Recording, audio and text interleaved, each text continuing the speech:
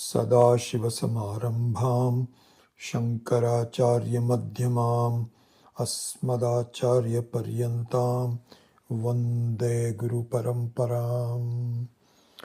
ॐ विश्वं दर्पणदृश्यमाननगरी तुल्यं न जान्तर्गतं पश्यन्नात्मनिमायया बहिर्भूतं भूतं यथा निद्रया यत् साक्षात् कुरुते प्रबोधसमये स्वात्मानमेवाद्वयम् तस्मै श्रीगुरुमूर्तये नमः। इदं श्रीदक्षिणामूर्तये। ॐ सहना भवतु सहनौ भुनक्तु सह वीर्यङ्करवावहै तेजस्विनावधीतमस्तु मा विद्विषावहै। ॐ शान्ति शान्ति शान्तिः। So we will take up the chanting, the two versions, the slow version and the fast version by Gabriella, and then we will start the translation and the explanation of verse number 1. But before we go to the chanting, I thought I would just provide a couple of details about the swaras, the Vaidika swaras. So if you have this file number 1 with the swara marks in front of you, that'll be good. If not, then you can make some notes for these, a few points, 4 or 5 points. Then we'll go to the chanting. So there is a, well, first of all, I think that she has done really just a marvelous job of the accurate pronunciation. The only thing that I would say is that sometimes her pauses are somewhat exaggerated, which is okay for the meditative portion because she has a meditative portion and the way it should be done in the second portion. So the second portion, there's not much pauses, but in the first one, after each quarter, she pauses a little bit more than normal. And also in here and there, in the 6th verse, for example, the after bhi shubhi vad Bhi Shubhir Vajina Iva, there is a little bit of an extra pause. Anyway, these are just small things compared to what a great job she has done. Okay, so now a few points about the swaras. One is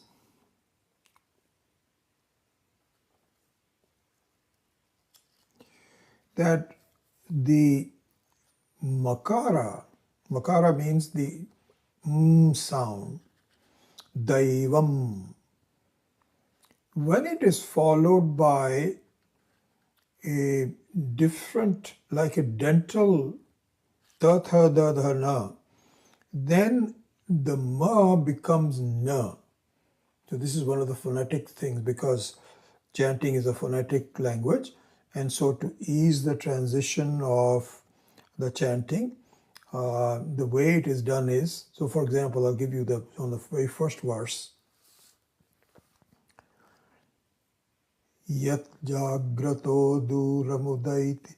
Normally, if you don't have this thing, then you will say Yat jagrato duram udaiti daivam tadu suktasya tathaivaiti. This is the way you would do it. Daivam tadu. But because of this rule, it becomes Yat jagrato duram udaiti daivan tat suktasya tathaivaiti. Not daivam, but daivan. Nakara comes in. So you'll make a notice of that if you do that. So this is number 1. The second one is when this makara is followed by a ya. Okay, then the makara also becomes a nasal ya. So let's see.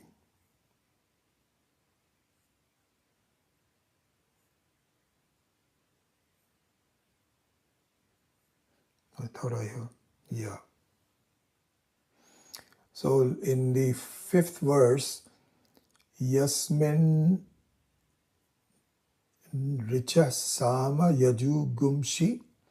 So Sama Yaju becomes Sanyang Yumshi. So there's a slight nasality to the makara that will come in. You will notice it a couple of times when we go through that. All right, so that's one. Then you have this symbol of which occurs in the 5th and the 6th verses. And so there's this interesting symbol that has a semicircular with a bindu on the top and a kind of like a tail.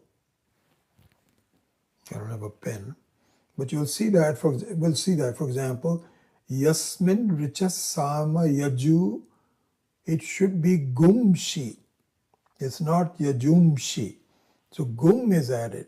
I'm not quite sure. These are all the technical things that I'm not sure that I understand, so I just follow it. So Yasmin Richa Sama Yaju Gumshi. Okay, and there is an exception to that. If this symbol is followed by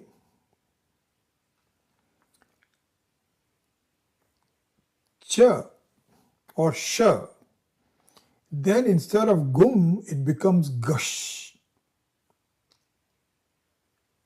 So that occurs in the 2nd line of the 5th verse. Yasmin gushchachittagum sarvamotam sarvamotam. So yasmin gushchachittagum. The second one is gum, but the first one has become gushcha. So some peculiarity. So be aware of that. I think that's all that I wanted to cover. So with that, let us go ahead and listen to the chant, and then we will begin our class. Okay. So I think that what we will do is continue to practice. Even today, what you might want to do as a suggestion, if you have the text in front of you, then the first time that she chants it, just listen. Let it soak in. The second time, you may want to accompany her by your own chanting, either silently or you can even verbalize it if you like. And so that would take our to the next step. We will start verbalizing it along with her so that we become good at it. So that's how we will progress. We'll probably do that for the next couple of classes, and after that I think we will just go ahead and start the class without the chanting. So let us see how it goes.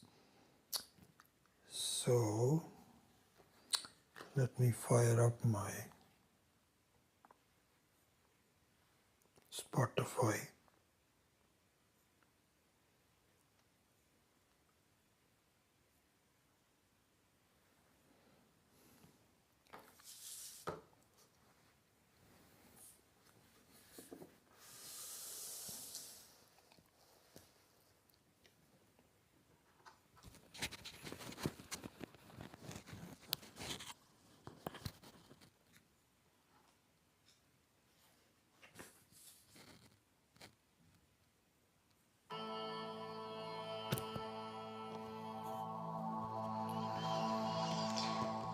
यज्जाग्रतो दूरमुदैति दैवं तदु सुप्तस्य तथैवैति दूरङ्गमं ज्योतिषां ज्योतिरेकं तन्मे मनः शिवसङ्कल्पमस्तु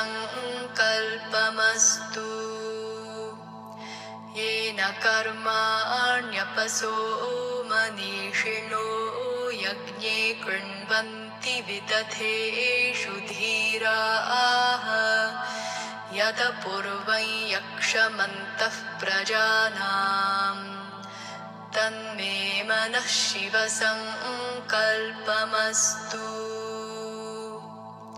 यत्प्रज्ञानमुत चेतो धृतिश्च यज्ज्योतिरन्तरमृतं प्रजासु यस्मान्नऋते किञ्चन कर्म क्रियते तन्मे मनः शिव सङ्कल्पमस्तु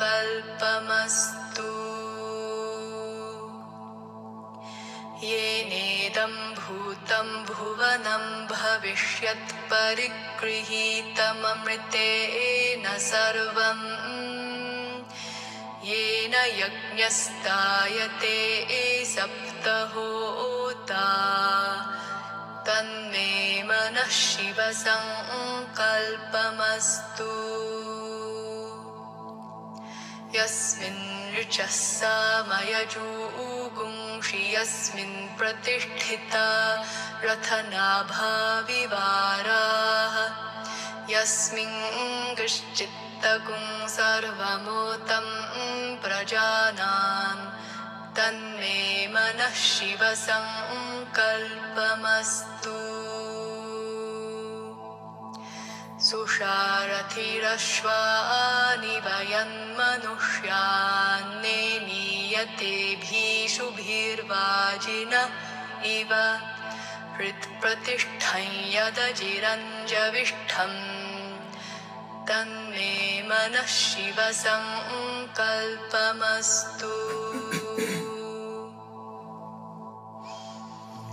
यज्जाग्रतो दूरमुदैति दैवं तदु सुप्तस्य तथैवैति दूरङ्गमं ज्योतिषां ज्योतिरेकं तन्मे मनः शिव सङ्कल्पमस्तु येन कर्माण्यपसो मनीषिणो यज्ञे कृण्वन्ति विदथेषु धीराः यदपूर्वं यक्षमन्तः प्रजानां तन्मे मनः शिव सङ्कल्पमस्तु यत्प्रज्ञानमुत चेतो धृतिश्च यज्ज्योतिरन्तरमृतं प्रजासु यस्मान्नऋते किञ्चन कर्म क्रियते तन्मे मनः शिव सङ्कल्पमस्तु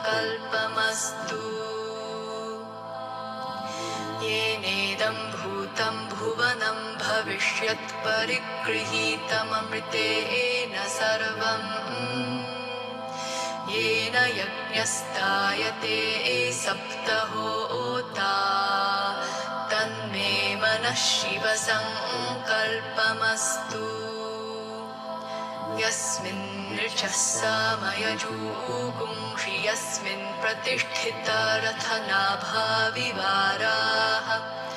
यस्मिन् कश्चित्तगुं सर्वमोतं प्रजानां तन्मे मनः शिव सङ्कल्पमस्तु सुषारथिरश्वानि वयन्मनुष्यान्नेनीयतेभिषुभिर्वाजिन इव हृत्प्रतिष्ठं यदजिरञ्जविष्ठं तन्मे मनः शिव सङ्कल्पमस्तु तन्मे मनः शिव सङ्कल्पमस्तु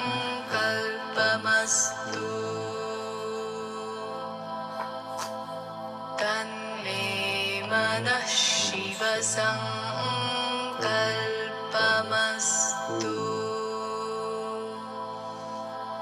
तन्मे मनः Shiv सङ्कल्पमस्तु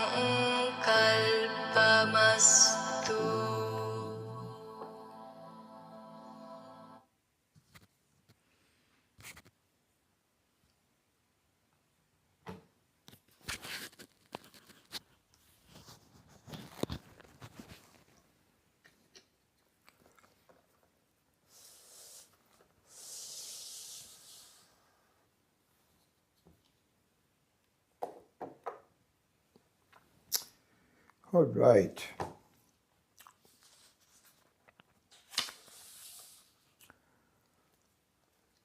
So what we were discussing in the last class, and once again a suggestion that point, if you can, Please go over the notes very quickly, 5 or 10 minutes, while you're waiting for this class to begin, so that you have a sense of continuity between the text that we used last time and this time. So what we were doing is that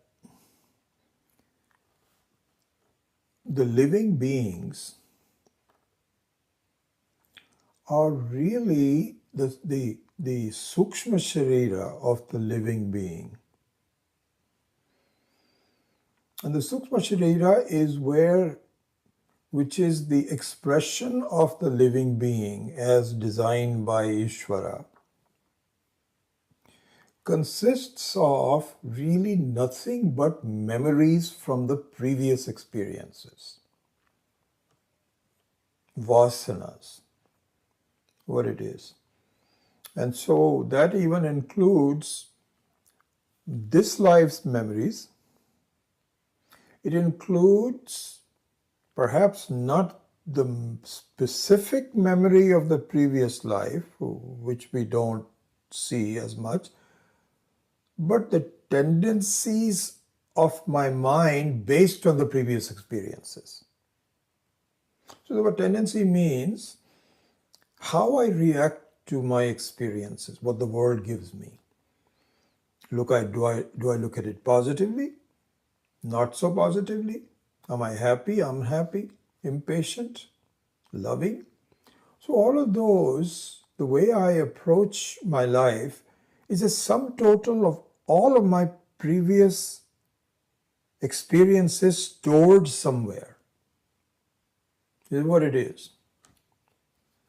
This is what a human being is, really speaking. The body is just one part of it, really speaking. When we talk to people and we deal with them and so on, there's very little that the body becomes an issue. The way the person talks, perhaps the accent or something small. Main thing is we are dealing with their mind, their thoughts, their actions. So this being the case, this is what is called the mind. The mind is my thinking about the world. In fact, at the very end, I'm going to give you somehow different schools of thought, as this is what Swami Akhandananda has said, how the different schools of thought view the mind. Will come in a minute. And so in the very end is the Vedantic view, the Uttara Mimamsa view. And in there, somebody can say, what is the mind? What do you mean by the mind? What do you think about them? How do you define the mind? So Vedantin says, my view of the world is my mind. That's very interestingly, then he proposes, then somebody says, what is the view of the world? That is my mind. My mind is the view of the world, and the view of the world is my mind.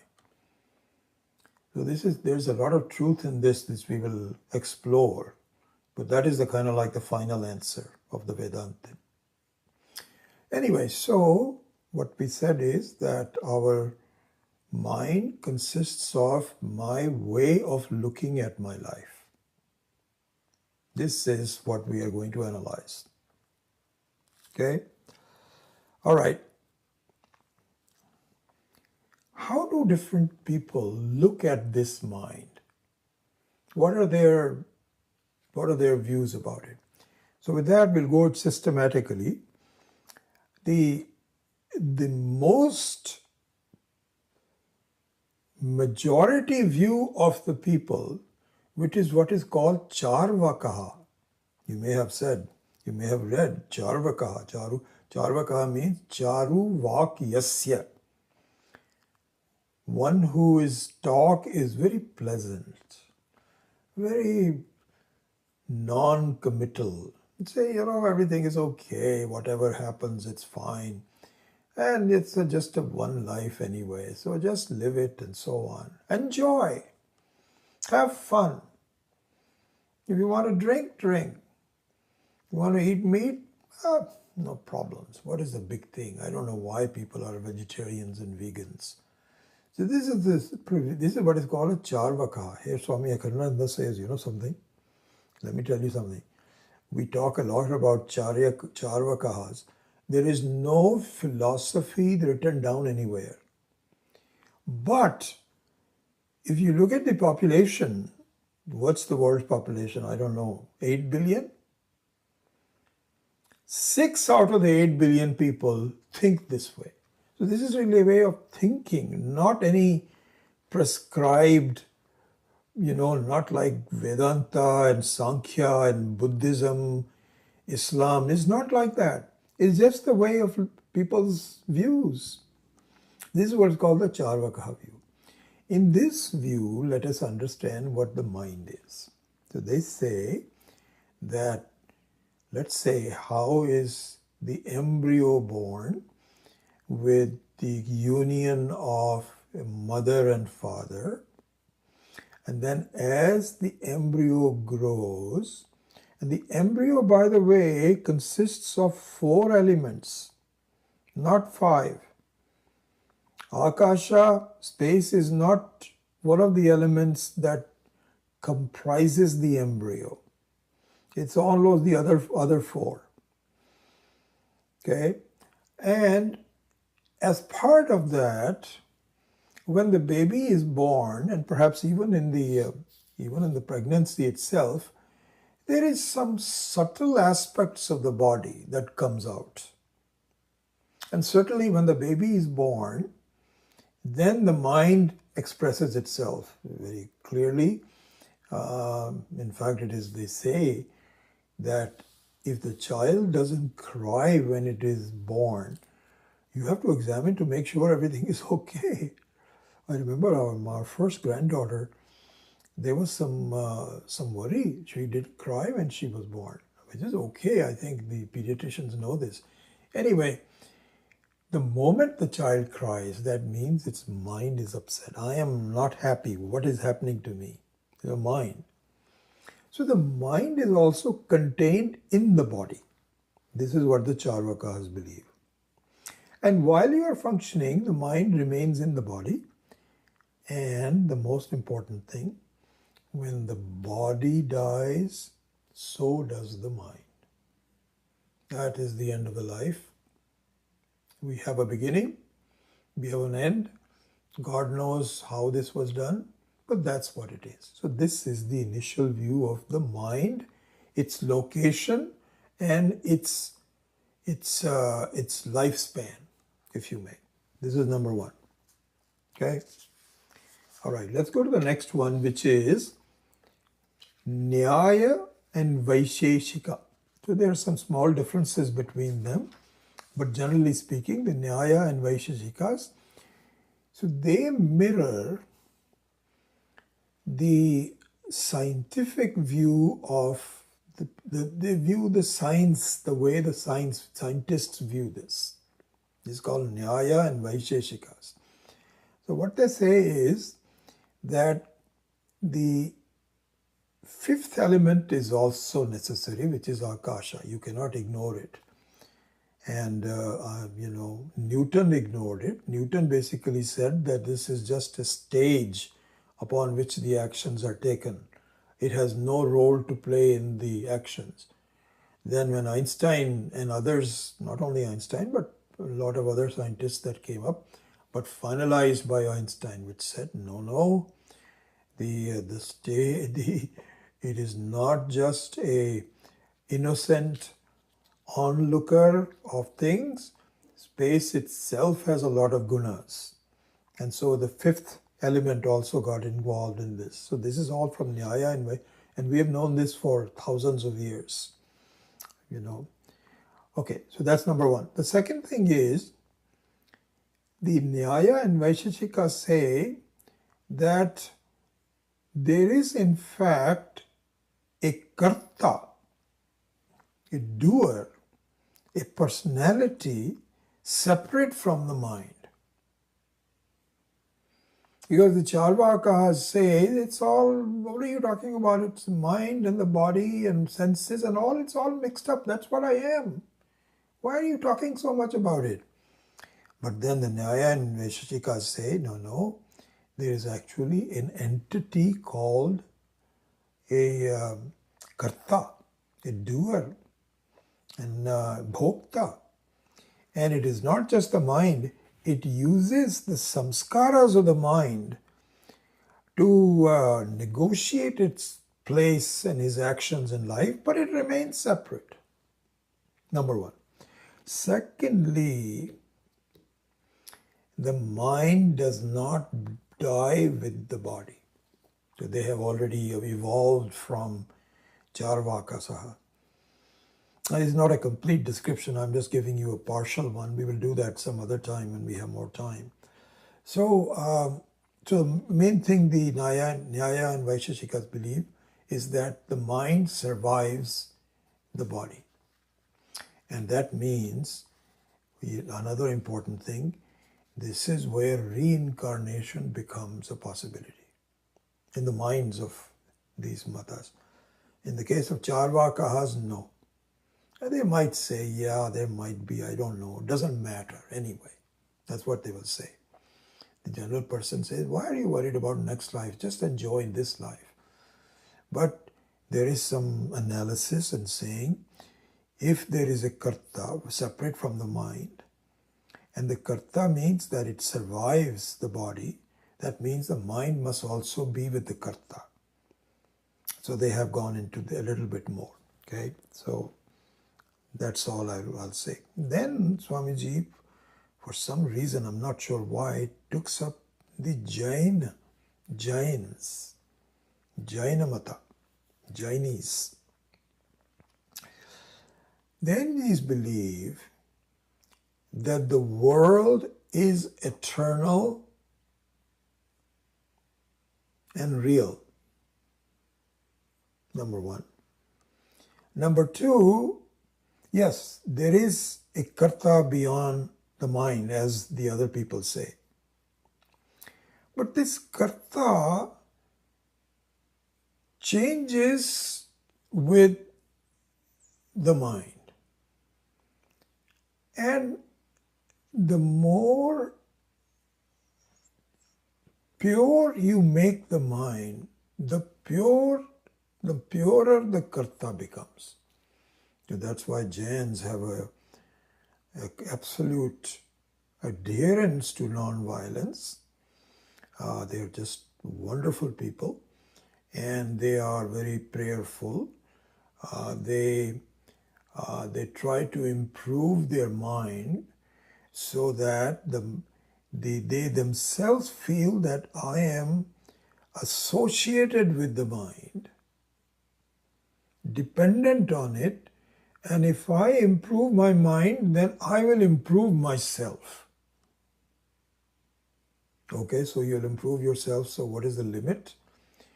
So another thing that the Jains do not believe in is Ishvara. I don't believe some kind of a superpower that kind of has has created this whole world. They don't have that belief. But what they have a belief on is that somehow if you keep on purifying yourself with the help of a purity of your mind, then you become realized souls. Like many have. So they have a lot of experiences of people who are extremely meditative, who are very happy. They are not bothered by any problems in life and so on. And that because they have gone after, and I think they also believe in reincarnation. So this is not the only life. But you keep on improving, polishing your mind, redirecting it, focusing it, and focusing on what? Not Ishvara. There is no Ishvara. You just focus on your own experiences and the world around you. Be good to others, good people. And if you do that, then you become a realized soul. So this is the Jain's view of the mind and the relationship between the jiva and the mind. Then comes the next one is Sankhya and Yoga. Sankhya and Yoga. This is after Jainas. So they go a step forward. Now I understand. Now I'm understanding why Swamiji talked about Jainas first, because it's kind of like a one step in the way. So now the Sankhyas and Yogis, so this grouping, the one grouping is the Nyaya and Vaisheshika, one is Sankhya and Yoga, and the third one is Purva Mimamsa and Uttara Mimamsa, which will come next. So these are the 6 schools of thought. Darshana, what is called Darshana, which is heavily studied. And all of them are very useful. So we don't oppose each other in that sense. But it's a completeness of the understanding that really differs in between us. So the next one is the Sankhya and Yoga.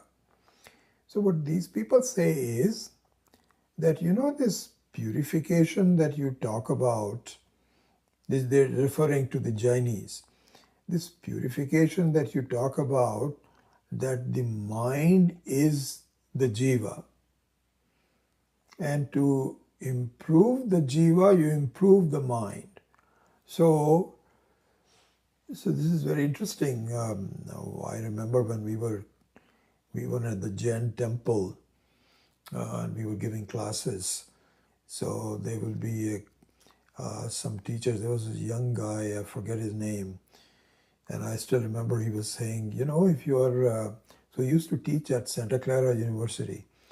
So he says, you've been teaching all these, he used to see me teach classes in Vedanta. And once in a while I would talk to him.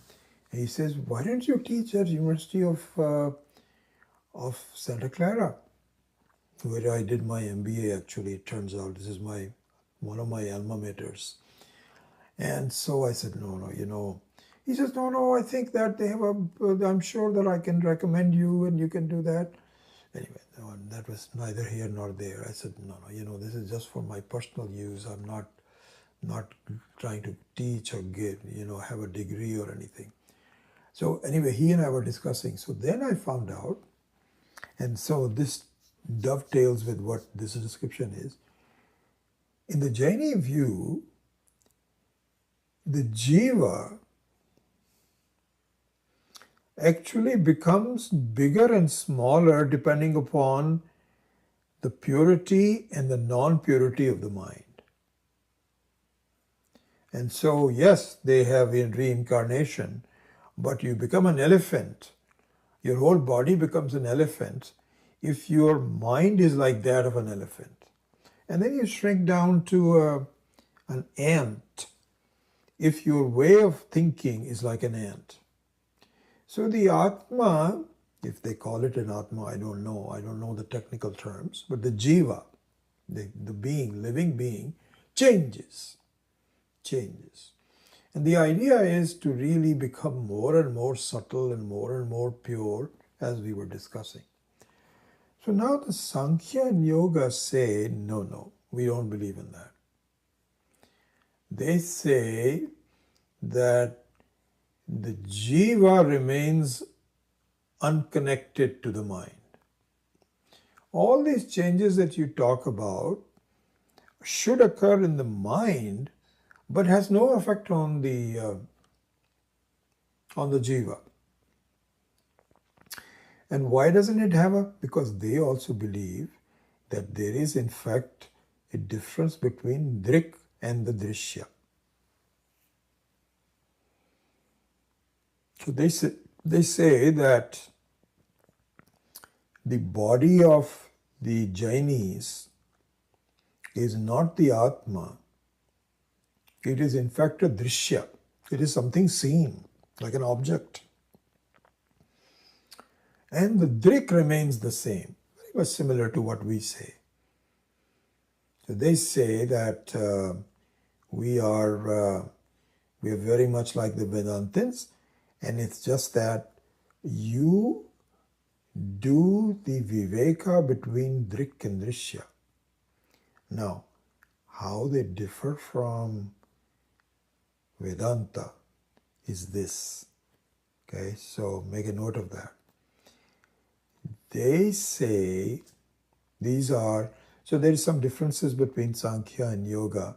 So Yoga believes in Ishvara, whereas Sankhya does not believe in Ishvara. It says there is a Prakriti and a Purusha, and if the Purusha gets separated from the Prakriti, you become free. You are under the spell of the Prakriti, but if you are aware of the differences between them, how do you become aware of the differences between Prakriti and Purusha? By meditating and by doing Viveka. So, bhakti can be involved, meditation can be involved. So basically, both of them believe that yes, the Atma is separate from the Prakriti means what you see, separate from the mind. And the way to understand, because somebody can ask, say, if you are already separate from the mind, then how come you are in trouble in life? How come you experience sukha dukkha? Well, that's because of the non-viveka, as we say. Non-viveka means you don't understand the difference between them yet. If you do, you will realize that you are already a free person. Very similar to what we say. Now comes the difference. They say that this Shastra is not necessary to do this. This is what we were going to say later. But they say you don't need to believe in any guru or anything like that. In fact, the rishis also are human beings. They can also make mistakes. And Sankhya, of course, does not believe in Ishvara. Yogas do. But in their case also, you say you can figure it out yourself. So just meditate. And so really speaking, you find that all these meditation camps and so on where we have gone through all of this, that if you just become quiet and so on, you will see that you are already free. There are no thoughts. You are thoughtless. And you can see, my gosh, I'm thoughtless. That means I must be something different from thoughts. And you can figure this out yourself. Why do you need to go through this Shastra and Guru and all of this? Not necessary. Anyway, so this is their view. So it's an evolution from Charvakas to Nyaya Vaisheshikas to Jainas to Sankhya and Yoga. Then comes the Buddhists, the next one. So what the Buddhists say is that they basically agree with the Jainis and they feel, not Jainis, I'm just sorry, erase that. So they feel that this drishya and drik is false. Is false. Why is it false? They argue in the same way that we do. You see, this is the case where the data analysis, the data remains the same, but the analysis is different. So the data is that there is a drik and a drishya. So the Buddhists evolve and they feel, no, drik and drishya cannot be real. Why? Because they are interdependent. So you cannot have a drishya. Drishya means what is seen, without a drik, which is a seer. And you cannot call yourself a seer unless you are seeing something. Like somebody says, I see. You see what? No, I just see. We say that, but normally this is not usage is used. So they say, what do you see? So you have to see something to be called a seer. And to see something, you need to be seen requires a seer. So the Buddhists argue, don't you see that this is a pair which is interdependent, which does not have its own independence. So both Drik and Drishya are false. Okay, if they are false, then what is the reality? The reality is a state where there is no seer-seen relationship. Good? They're coming closer to what we say. Buddhists also believe the same way. They also use mithya the same way. They feel that Drik and the Drishya is all like a mithya.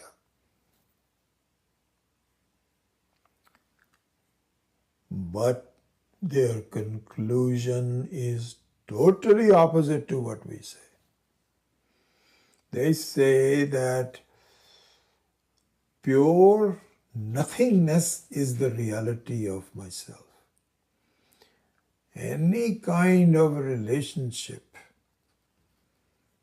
is not good because there is no independent relationship. If you are a daughter of a mother, then you are dependent on a mother in order to be a daughter. And then you become a mother and there's another son or a daughter. It's all a big infinite loop of being something or the other dependent on somebody else. Don't do that. That is all dukkha, dukkha, dukkha, dukkha, dukkha. And you need to be completely independent. And how do I be completely independent? Just do not have any relationships at all. So Shunyavada, they are called Shunyavada. Shunyavada means zero. You are nothing.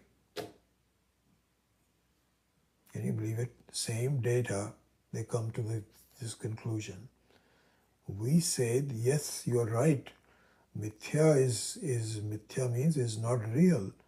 But that means the mithya must be based on some reality. You cannot have mithya without a reality. And I am the reality. I am everything. Anyway, we'll come to that later. So the conclusions are completely different. The data remains the same. The analysis remains the same. You go in a completely different direction.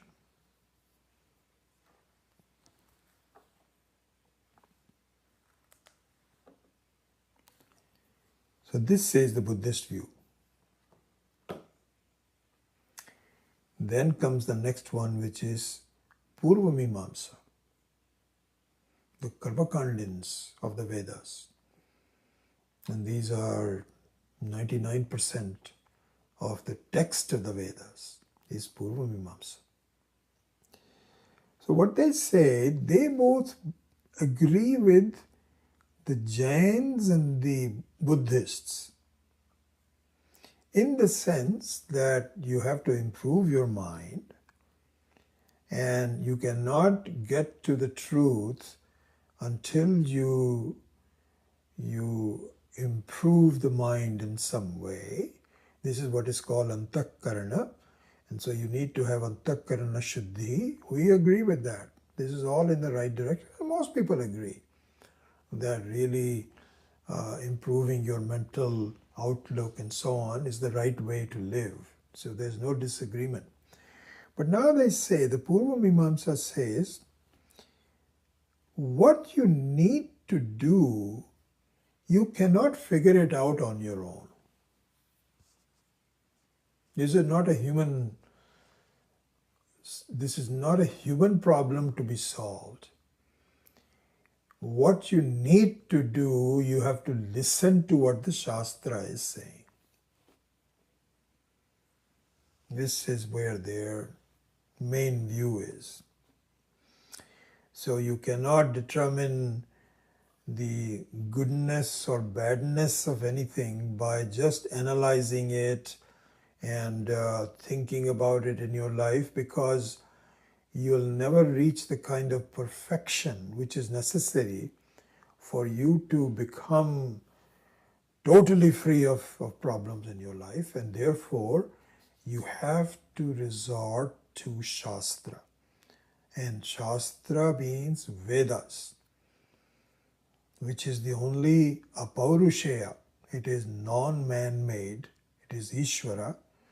And even though the Purva Mimamsas don't even think that highly of Ishvara, they think karmas and the Vedas will take you. It is all written there somewhere, and then if you just study it accurately, then you will become mukta, either in this life or in next life. So please just listen to what the Shastra has to say. You cannot discover things that this is good, this is bad. So sometimes you think this is bad, it actually is not that bad. The example that Swami Akhandananda gives is that you look at the waste products from the living beings, the solid waste and the urine and all of that. And you don't want to have anything to do with this. As long as it is in your body, you can tolerate it. But as soon as it comes out, then it's all bad. It's not all bad. Why? Because there are other creatures. You look at the cow dung. The cow dung is a very important source of a lot of goodness, including as a fertilizer. So if you just look at things and you say this is bad and this is good, you cannot really determine that. So to look at what is dharma, what is adharma, how do you improve things, you have to go through Shastra. So this is what they say. Then comes Vedanta, the last one, Uttara Mimamsa. So this is the thing that we have to understand, and this is what we are going to be studying now. But just as a way of distinguishing it from the other matas, other schools of thought, Swamiji has given this analysis, very beautiful analysis, that helps us to understand the nature of the mind as we are going to be studying. So, all his, Swamiji's, Swami Akhandananda's teachings are very consistent. I mean, I've read so many of his books in 2 different places. Even now I'm reading the first chapter of the Karika again. And I find is that his view of things is so clear and consistent that it encourages you to have a trust in what he's saying. Excuse me.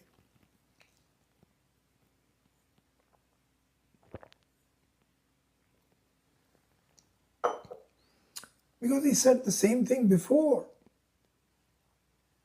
In different ways, but the same vision.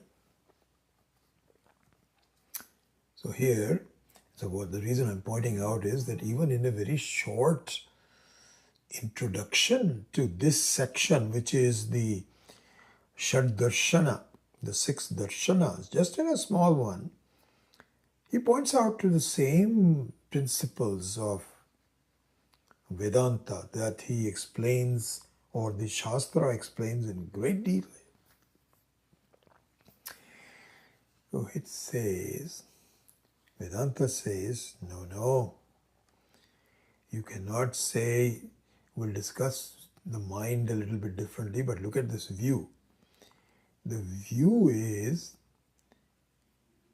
that you, the Jnana Swarupa, what is called consciousness, which I don't use now. I really want to go away from it because I've told you this, that it conjures up a property.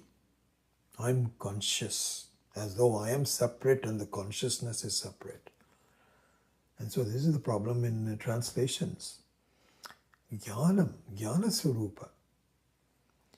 So this Jnana Swarupa, you, not the body-mind, because we're discussing the body-mind as a property, but Jnana Swarupa is the Upadana Karanam of the whole world.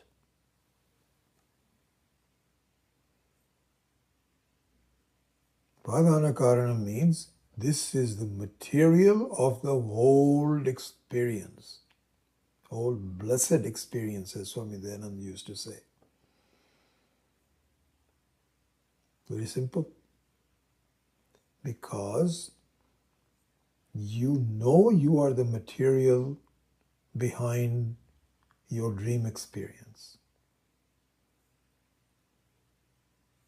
See, this is what the thing. You have to equate these things very systematically. Okay? All right. First of all, there is an assertion that the differences between the dream experience and the waking experience is extremely minor. Storylines are different. Some time period is different. But they are two different movies. So you can say them, you can say this, I went to see this movie. I saw Oppenheimer. I saw a movie Oppenheimer after, I can't believe, I think about 4 or 5 years. And I was the one that took my wife. My wife's been saying, come on, let's go see a movie. And I said, no, I'm very busy, very busy. And I'm the one who said, let's see Oppenheimer. What a disappointment it turned out to be. I couldn't sit through it. 3 hours of and I couldn't understand half of the conversation. And there was too many characters. It was not necessary. Just show a couple of people, Einstein, this, that, or the other. This is what happened. 3 hours. Anyway, it's a movie. Then you go to another movie, which you like. This is exactly what it is. There are 2 different movies. So they can say the plots are different, stories are different, the likability is different. But movie is a movie because it's a projection. It lasts for a short time. It's not real. All those things, important things, are the same. So the equation is, please see that the dream and this is what we're going to see it in more and more detail so that it becomes embedded in our brains when we take the Mandukya course. That's why it's so important. So anyway, for now, you equate the dream experience with the waking experience. Equate it. And if you still have some doubts, fine, hang on to your doubts, but this is what I'm telling you. It's like movies. You can tell somebody the movie essentially is essentially the same. The plots are different, but essentially it's made the same way. It's the production is done the same way. All of that it's all the same. This is number 1. Then you say, you are the material cause of the dream. There, do you have any problems?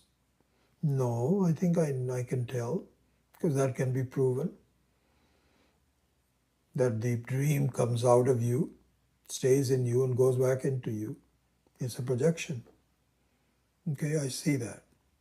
All right, now are you ready to equate the final one? If you are the material of the dream, and the dream is the same thing as the waking, that means you are the material of the waking. we're just telling you what we're going to be telling you. It's like a good speech. You'll say, this is what I'm going to tell you. Then you tell it. And at the end you say, this is what I just told you. So here's Swamiji, I can read these things for you. Anyway, I won't. It's all in Hindi. This is beautiful. He makes the point. This is what Vedanta says. And so there he was pointing out earlier that there is a question, what is our mind? Just as the world as it is, that it cognizes, that is the mind. And what is the world that is cognized? It is exactly the same as it is mind.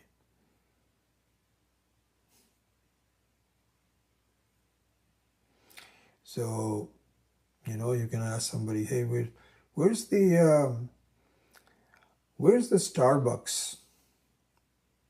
And then you say, Macy's? So just opposite Macy's. And you say, well, where is Macy's? It's opposite Starbucks. What have you gained? Both of them are unknown to you. But this is what happens. They are both interdependent on each other. So until you independently find out where Macy's is, you cannot find out where Starbucks is. So anyway, in Uttaramimamsa,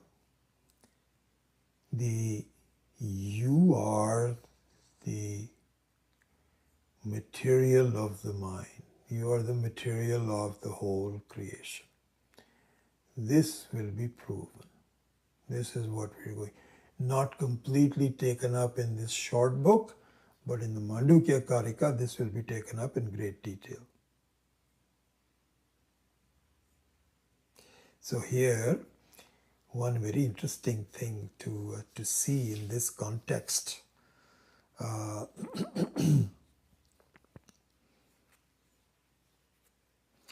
And in this context, so please listen to this part. You talk about, we often talk about sampradaya.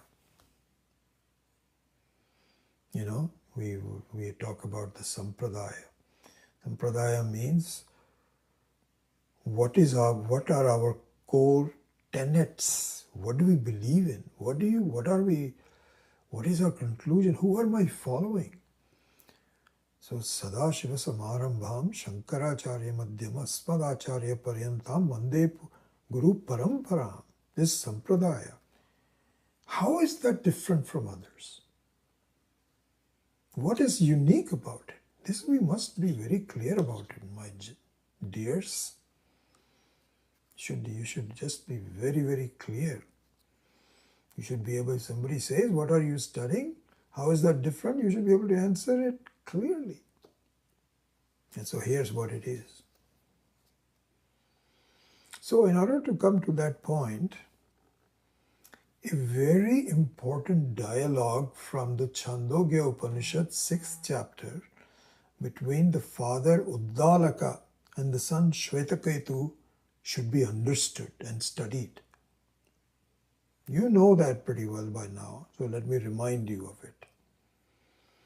So, Uddalaka sent his son Shvetaketu to study with a teacher in a Gurukulam, which is normally done for boys starting at the age of, 8 or something like that. And for another 8 to 10 years, they are living with a guru, not at home. But the guru teaches everything. In those days, arithmetic, languages, grammar, Vedanta, Guru Seva, etc. Whole thing, like a school of everything. And this fellow was very bright, and he was one of the brightest people in the class, and he finally graduated.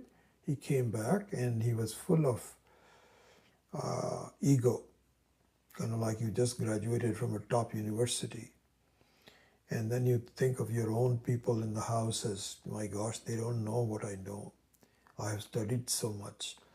And as the Upanishad points out, he does not even bow to his dad, does not touch his feet even. And the father said, interesting. And he had this kind of a look about him. So father said, this is false. He has not really learned what I wanted him to send him for. So he says, Shvedagoti, let me ask you a question. I said, yes. Yes, did your teacher teach you about the thing by knowing which everything in the world is as well known? We've talked about this before, you know that from our classes. But this context, look at the context that I'm going to wrap it. So Dalaka said, what are you talking about? How can that be? No, he didn't tell me that. I was one of the best students, and if he gave me everything I don't think he... First he was even doubting his father. But maybe he doesn't know what he's talking about. By knowing something, everything is known. What is he talking about? How can that be? By knowing Sanskrit, how can you learn, Tamil or Russian? You have to study each one of them. And there's infinite number of languages, infinite number of things. You can't do that. He repeated his question. Are you sure you want to understand? Did he teach you? And he did it with such a confidence and clarity. Then he said, well, my dad is on to something. Maybe I should. So he says, Dad, really? Is there something like that? No, he didn't tell me. He didn't teach me. And there are certain schools of thought, and these are just separate from the main. There are schools of thought that the teacher knew it, but didn't think that this student was worth teaching that. Anyway, we don't know. Anyway, going back to the central argument, Uddalaka said, listen, my son, this is what Vedanta is all about. So he says, what do you mean? In what sense do you mean that? How will this be Vedanta? So what he said was, and this is a very important thing, and I think I've already mentioned this in different contexts, even in the Saturday morning class and so on, that the study of the world and the study of God has to start with the study of yourself. You have a complete sample of everything that Ishvara has created in the world. And you don't need to go to list, the entire world. You just pay attention to yourself and take careful note of everything that you are, everything that you are saying. Not everything, but essentially how you are. What's the nature of how you live? You are your own laboratory. It's right there in front of you. If you do that, you will understand everything. If you understand yourself, you will understand everybody else. This is being said. This is a very important thing.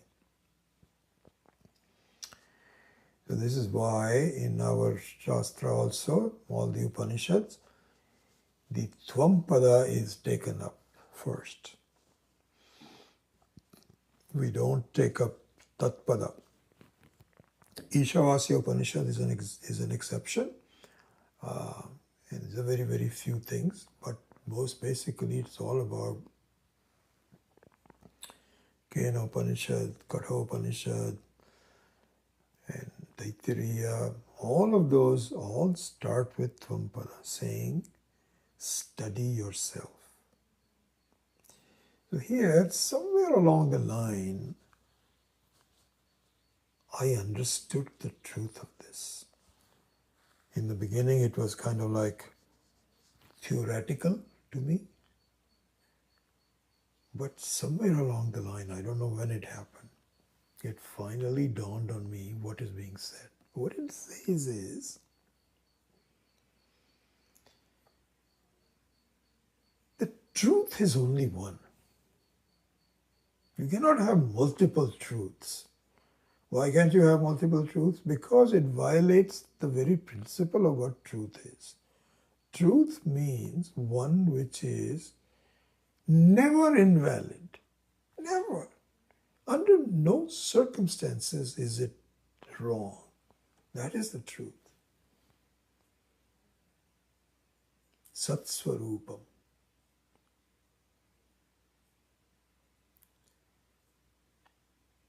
And that means you have to see, if you see, not have to, but if you see you are the Sat, I am the Sat,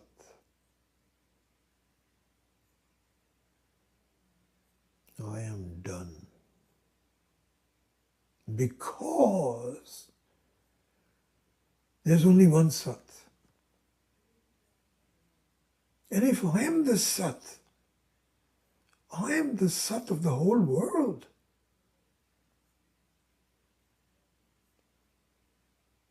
There's nothing else that compares with my Sat.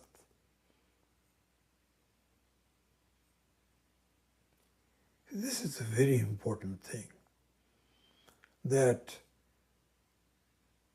by knowing which, everything might as well be known. If you really know what you are made out of, if you are an ornament, if you are a necklace, golden necklace, and if you know the material of the necklace, which is gold, really know this. How do you melt it? How do you extract it? What is the carat level? Is it 22 carat, 24, 17? How do you make it? If you know gold, if you know the properties of the gold and so on, you understand really, no matter what golden ornaments you say, you'll be able to tell. This is pure gold. This is mixed gold. So going back to this Shvetaketu Uddalaka story, somewhere along the line I could tell, my goodness, I cannot negate myself. There's no way I can. I'm there. And so therefore, this is the way life is. It is there, but we're confused about it. That's all. All the confusion has to be removed. So therefore, now we can say this, and I'll close with that apart from all these other darshanas, charvakahas and all those kinds of things, and apart from all the yoga and sankhyas and vaisheshikas and jainas, what distinguishes Vedanta, as Swamiji points out, are two things. It's a two-part understanding that distinguishes our sampradaya from all others, which is this. I am the upadana karanam of the whole world,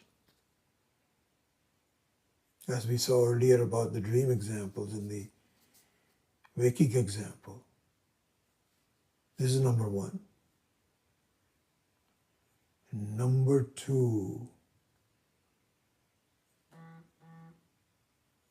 there is no essential difference between me, the Sat Swarupa that I am, and the Sat Swarupa of Ishvara and Brahman.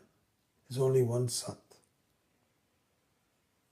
Ekam, sometimes you say Ekam.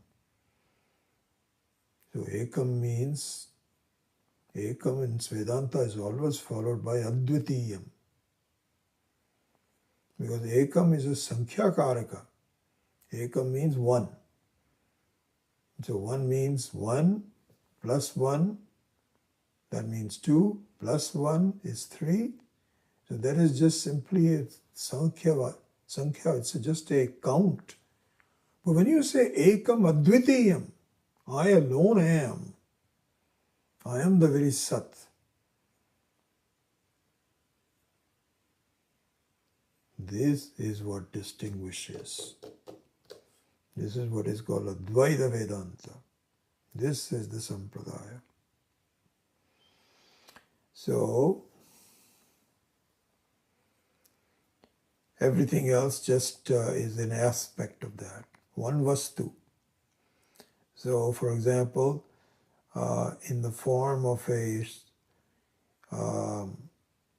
Sharira, I am a Karta.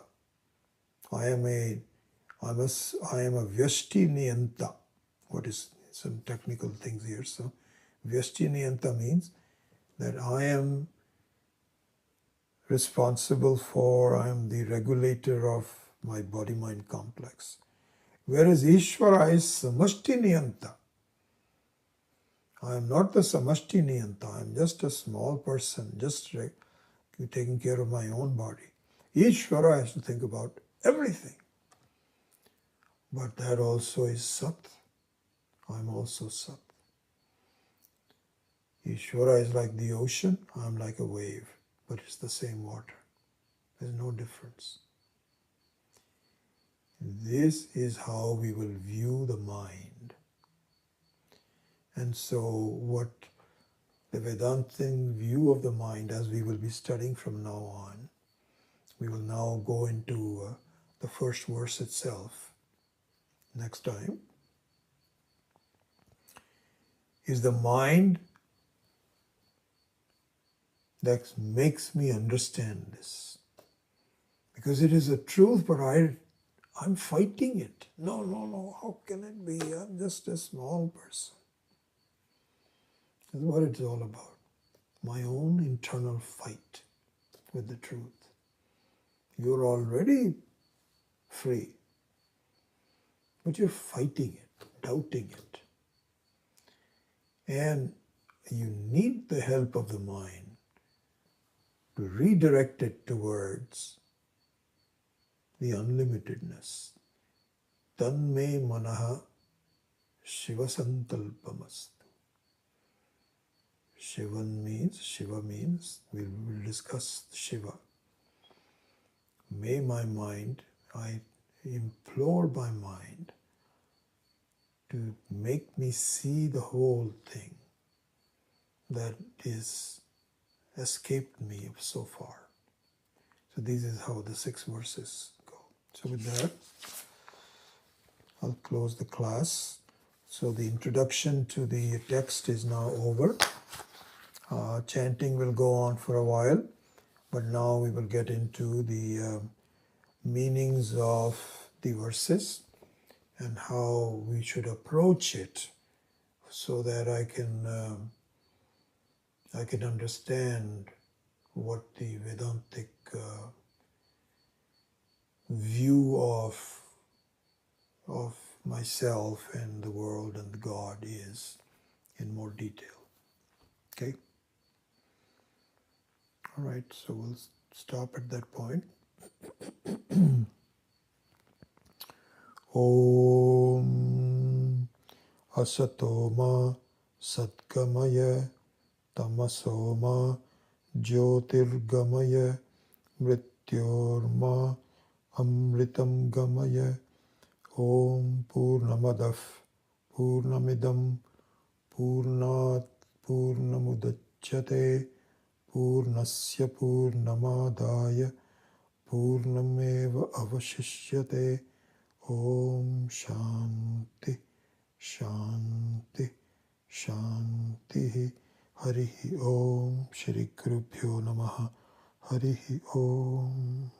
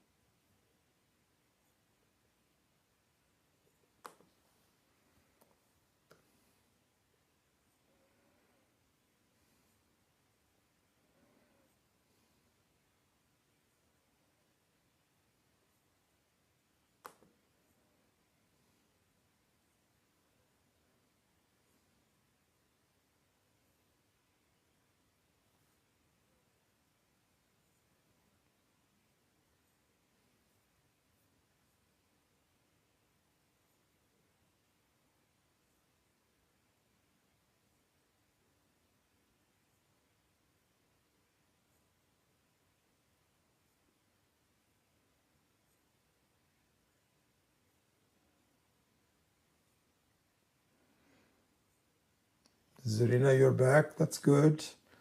From your trip.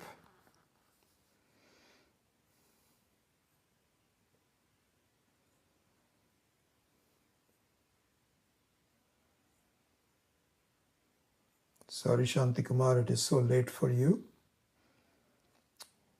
and late for some other people as well.